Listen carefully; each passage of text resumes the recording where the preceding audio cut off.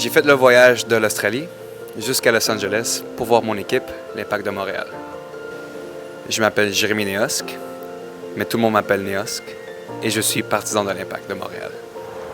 Alors depuis 2007, je dirais, quand mon oncle m'amenait au stade Claude Robillard, et comme je ne connaissais pas vraiment le monde du foot à Montréal, je connais vraiment le Barcelone.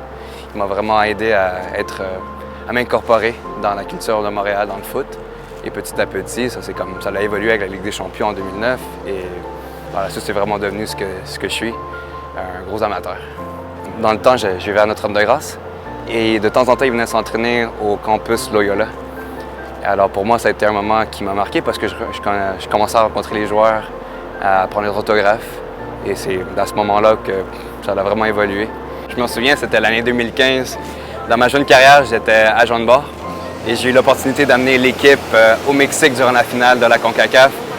Et durant mon séjour au Mexique, j'ai trouvé le masque directement dans un marché qui ressemblait tellement aux couleurs de l'Impact. Et j'ai décidé de le faire dans la tradition mexicaine, de l'amener une certaine culture latine au Stade Saputo avec l'emblème de l'Impact sur chaque joue. Et honnêtement, ça a juste évolué depuis. Alors, je suis l'Impact difficilement, mais j'y arrive. Beaucoup dans les cafés Internet, à la maison, à la bibliothèque surtout.